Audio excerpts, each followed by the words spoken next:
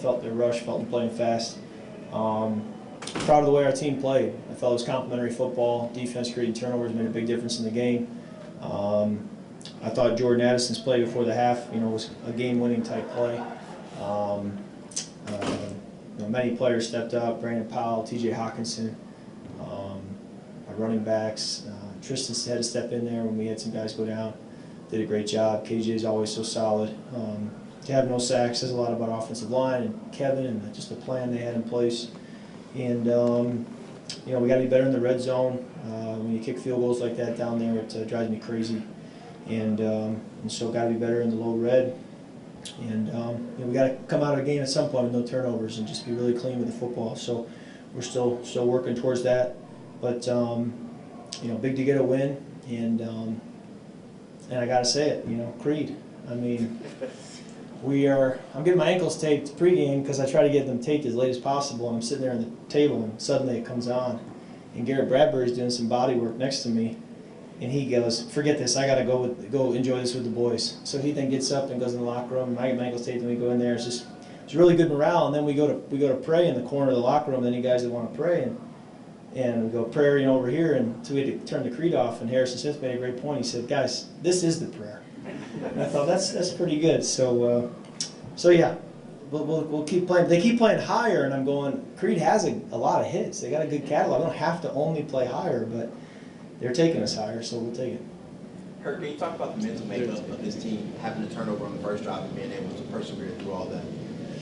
Yeah, this game's going to punch you in the gut, and you're going to have things that don't go your way, and that turnover was tough, and you have to just play through it, play through the smoke, as my college coach used to say. So, we were able to do that tonight, and clearly the way Jordan responded, he had a couple tough catches in traffic. The one that very easily could have been an interception, the other one the safety was driving. You could tell he made a decision that that's not happening again, and it reflected in the way he played. Could you take us through the touchdown? Yeah, they bring a blitz there, and they were kind of zeroed out in the back end, and I had to throw it earlier than I wanted to, and I didn't really know where to lead him, and so I was like, I don't want to overlead him, and then what I did was I underled him, and so you allow the DB then to undercut it, and I thought it was getting picked, and Jordan, I still don't quite know, I haven't seen it in slow motion, I still don't know how Jordan came away with it, and then because they were kind of zeroed out, once he pulls away, there's nobody left, so a big time play by him.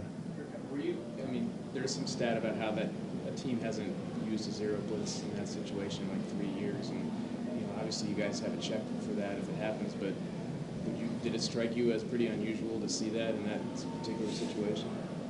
I think we got zeroed late in the game against the Chiefs as well, back to back. I mean, it happens, and I think you prepare and you play knowing that at any time defenses can bring a lot of looks, and the minute you start to think that something's not coming, that's when you can get hurt. So it's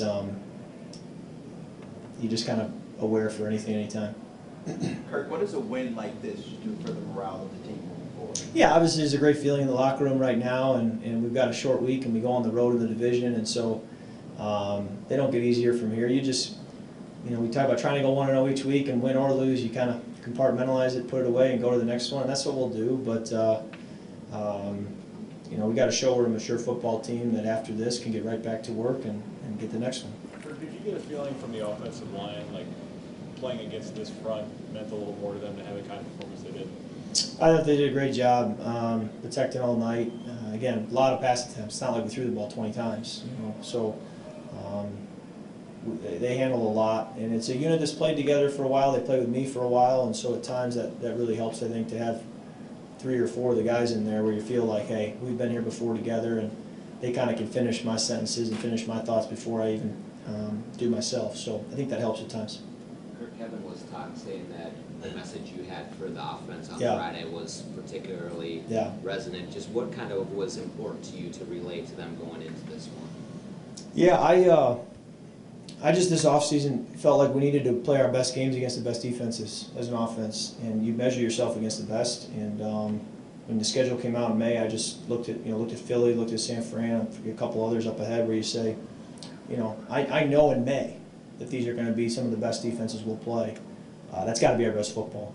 And I just challenged them and just said, you know, understand here it is. Like this is a challenging group that we got to be our best, and not just our best at the big picture of winning, but our best in how we run motions, how we handle snap counts, how we prepare the details. We got to be our absolute best, and just try to challenge it from that standpoint. And I felt like everybody was up for the challenge. Maybe a ridiculous one, but do you always wear the wristband, or is that? It's a good question, Alk.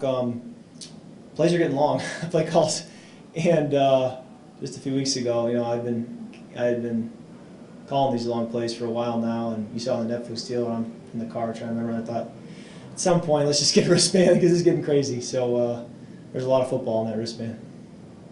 Kirk Jordan is not the biggest guy, but it seemed like he had a lot of physicality in playing. Yeah. What do you see him kind of being able to use what he has and not just be a little guy but play tough? Yeah, no, he's only 7 games into his pro career, so I told him after the game, I said, hey, you're playing before the half won the game, and then there's probably 2 more plays out there we can connect on for touchdowns too, so it's exciting though to see his potential and the playmaker that he is, and there's a lot of things about his ability that you can't teach and that we're fortunate to have, and Keenan will keep working with him, I'll keep working with him, and I think that he has the potential to be a very good receiver in this league. I think the 49ers were surprised by his suddenness.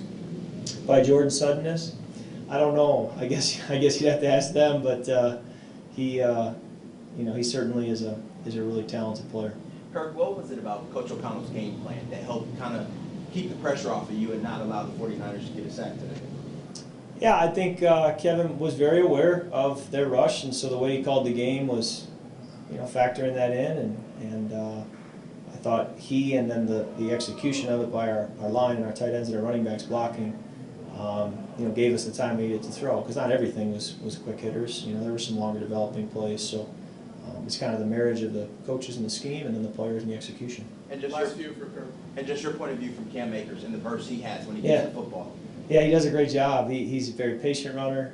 He does have good burst. He can kind of be slow to go and then hit it when it's there, and I know the line loves blocking for him, and have a lot of confidence in Alex and Cam and C.J. Ham, and Ty Chandler made a big play for us tonight. So, we've always said that the depth and the ability of a lot of different guys to rely on them, I think you're seeing it, that there's a lot of players contributing to the production of the offense. Connected with TJ. How encouraging is it to have this type of performance offensively, maybe the rhythm that you guys had against that type of defense? Yeah, it was a positive night, but the way I'm wired, I'm thinking about the 2 red zone possessions we didn't score touchdowns. So, and you also know the difference between walking away with a win tonight and then sitting here and you lost. It isn't much, and so you try not to get too low in the losses, and you realize how close you were to a win. You try not to get too up in the wins. I think it's more just try to get that win, and then regardless, put it away and go to the next one and try to fix whatever isn't good enough, win or lose. And so that's what we'll do. But there's no doubt I'm going to be driving home with Cooper, and we'll be in a much better mood than we were against the Chiefs 2 weeks ago. So. He connected with TJ 11 times, but I think 9 different teammates caught at least one pass from him. I think Tristan Jackson's first catch had a key moment to get it was a key moment. Range, but just ability to keep moving on when guys are going out. Yeah, I've always just viewed it as being a point guard and distributing, and whoever the other players are out there, I'll just be the distributor. And that's kind of the way I've always played going back to high school. So I've been fortunate to play with a lot of talented skill players through my years, and I'll keep doing that. But really, it's just my thought is I'm the point guard distributing to whoever it may be, and then Kevin's kind of the coach drawing it up, and I just got to go execute it. Is there any play among the 2 series down by the goal line that maybe stands out to you as you look back at it? For sure. Fred Warner tips the one, I think is a touchdown. If he doesn't tip it, I told him that after the game. I have to go back and watch the one to Alex, but just wanted to put that right on his inside shoulder before the corner could get it, and thought we had a chance there, but I'll have to go watch it. And then the one to Jordan Addison on a little corner route, I drove it to his outside shoulder thinking that was a safe place to put it, but I wish I just stopped him with the ball. The corner was climbing, the safety was inside out. Gave the safety a little too much credit that he was going to get there when really he probably wasn't. And I think we can score right there if I just put it on him. And there even I think was one more, but the sneak didn't really get us much there, and then the penalty hurt, and so there were a few plays there.